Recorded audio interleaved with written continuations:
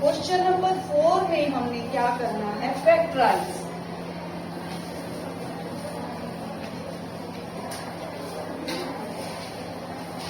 किसको फैक्टराइज करना है, 12x² माइनस 7x प्लस 1।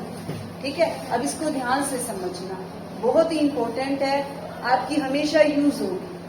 ठीक है, चाहे आप आगे मैथ्स लोगे 10th के बाद, तो भी ये चीज हमेशा यूज होती रहेगी आपकी। फैक्टर बनाने बहुत इंपॉर्टेंट है। ठीक है, ये बड़े बड़े क्वेश्चंस का एक पार्ट बन जाएंगे आपको। देखो कैसे करना है, ध्यान से समझना सभी। बेटा आप इधर आ जाओ, इस साइड आ जाओ। देखो फर्स्ट इधर आ जाओ, फर्स्ट और थर्ड को आपने ऐसे ही रखना है, 12x² प्लस 1। अब हमने जो बीच वाली हमारी रकम है, हमने इसके ऐसे टुकड़े करने हैं, ध्यान से समझिए। जो हमारी बीच वाली रकम है, हमने उसके ऐसे टुकड़े बनाने हैं कि उनकी गुना तो इन दोनों की गुना के बराबर हो। ठीक है, यानी पहले और तीसरे रकम की गुना के बराबर। अब इनकी गुना क्या आ रही है, 12 को मैं 1 से गुना करूं, 12 को 1 से गुना करूं, क्या आएगा, 12 1 12। ठीक है, उनकी मल्टीप्लाई तो आनी चाहिए 12, और उनको मैं अगर प्लस करूं या माइनस करूं तो आना चाहिए 7। समझ आई मेरी बात? आपने ऐसी दो संख्याएं ढूंढनी है बेटा, ढूंढो ऐसी दो संख्याएं जिनको प्लस या माइनस करूं तो 7 आए और उनकी मल्टीप्लाई 12। 2 से स्टार्ट किया करो, वैसे हाँ 1 से भी कर सकते हैं। 4 और 3, वेरी गुड। देखो आपको मैं तरीका बताती हूँ। ठीक है, बैठो। पहले मैंने 1 ढूंढा, ठीक है, तो 1 को मैं किस में ऐड करूं कि 7 आ जाए, 6 में, है ना। तो 6 और 1 तो 7, लेकिन 6 और 1 की मल्टीप्लाई तो 12 नहीं होती ना। ठीक है, इसका मतलब ये नहीं हो सकता। ठीक है, अगर मैं इसको घटाऊं किसमें से, नहीं, हाँ 13 में से घटाऊं तो 12 आएगा ना। नहीं बेटा, हमने तो 7 ढूंढना है। जमा या घटा करने से 7 आए, पहले प्लस किया था, माइनस के 8 होगा, है ना, तो आएगा ना 7। लेकिन इन दोनों की मल्टीप्लाई 12 नहीं होगी। ठीक है, 1 के साथ तो बनते नहीं फैक्टर। अब मैं किसके पास जाऊं, 2 के पास। ठीक है, अब 2 और 5 क्या होते हैं, 7, लेकिन 2 और 5 की मल्टीप्लाई 12 नहीं होती। ठीक है, इसका मतलब ये भी नहीं हो सकता। अब घटा करके देख लो, 2 में क्या घटाऊं, 2 में से किसको 2 में से घटाऊं कि 7 आ जाए, 9 में से, है ना। 9 में से 2 गए 7, लेकिन 9 2 से क्या होता है 18, हमें तो चाहिए 12। ठीक है, अब 3 पे आ जाओ। ठीक है, अब 3 में क्या ऐड करूं कि 7 आए, 4। ठीक है, और 3 और 4 की मल्टीप्लाई आ गया, है ना। 3 और 4 को जब मैं ऐड करती हूँ तो क्या आता है 7। ठीक है, अब इसको हमने लिखना कैसे है, देखो ये माइनस का साइन है, इसको यही रहना है, x है, x को यही रहना है। अब 7 को मुझे क्या लिखना है, 3, 4 प्लस 3 लिख दो या 3 प्लस 4, आगे समझ। माइनस ऐसे का ऐसे, 7 को ब्रैकेट में डाल के 4 प्लस 3 लिख दो और x बार।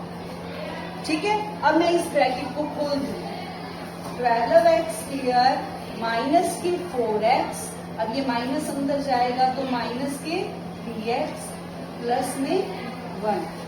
क्लियर हो गया? अब देखो, अब इनके पेयर बनाने हैं हमने, कैसे, पहले 2 का पेयर, फिर लास्ट के 2 का पेयर।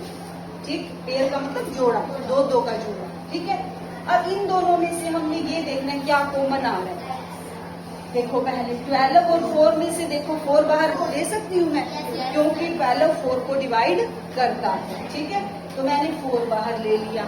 एक x, यहाँ पर 2x² है, मतलब x की पावर 2 है, तो 2x हो गए ना वो, और एक x है, 2x और एक x में से एक x बाहर ले सकती हूँ। ठीक है, तो अंदर क्या बचेगा, 3x माइनस, ये पूरा बाहर 1 आ गया।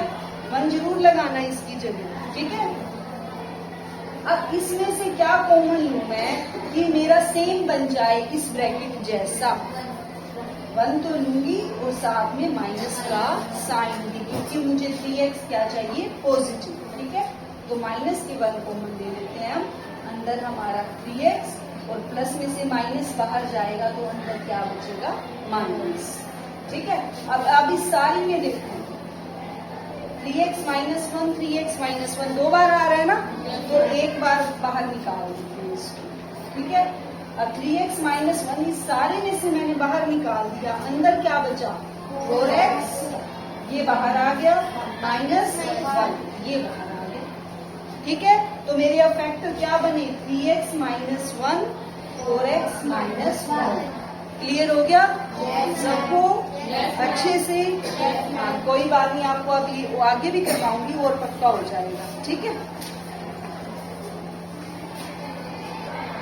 हाँ बेटा सेकंड पार्ट समझो इसका। सेकंड पार्ट में भी हमने ऐसे ही टुकड़े बनाने हैं कि उन टुकड़ों की गुना कितनी आनी चाहिए 6, मल्टीप्लाई कितनी आनी चाहिए 6 और प्लस। अब क्योंकि बेटा सारे साइन प्लस के हैं तो अब हम प्लस को ही देखेंगे, माइनस देखने की जरूरत ही नहीं पड़ेगी। ठीक है, और उनका प्लस कितना आना चाहिए 7, 1 से स्टार्ट हो जाए। ठीक है, 1 को मैं किसके साथ मल्टीप्लाई, 1 को मैं किसके साथ ऐड करूं कि 7 1 को मैं 6 के साथ ऐड करूंगी, है ना। और इन दोनों की मल्टीप्लाई करके देखो 1 और 6 की 6 आ रहा है ना, यानी बन गए फैक्टर पहली बार में, है ना। क्या फैक्टर बने 1 और 6, यानी मैं देखो पहली रकम ऐसे की ऐसे, लास्ट वाली भी ऐसे की ऐसे रखोगे प्लस x। 7 को मैं क्या लिखूं 1 प्लस 6, 1 प्लस 6 भी लिख सकते हो, 6 प्लस 1 भी लिख सकते हो। ठीक है, अब इसको खोल दो 2x square plus 6x plus x, 1x का मतलब x। ठीक है, प्लस 3 क्लियर बनाओ, बन गए क्लियर। अब 2x स्क्वायर प्लस 6x में से क्या कॉमन आ रहा है 2x, 2x आ रहा है ना कॉमन, 2x इसमें से गया x बचा, इसमें से गया तो 3। ठीक है, अब इसमें से क्या लूं कॉमन 1,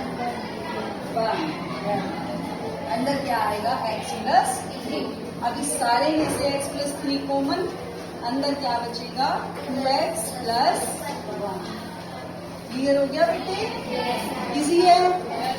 ठीक है बेटा, अगर अच्छी से समझ आई है तो वीडियो को लाइक करना, शेयर करना और चैनल को सब्सक्राइब करना। Thank you.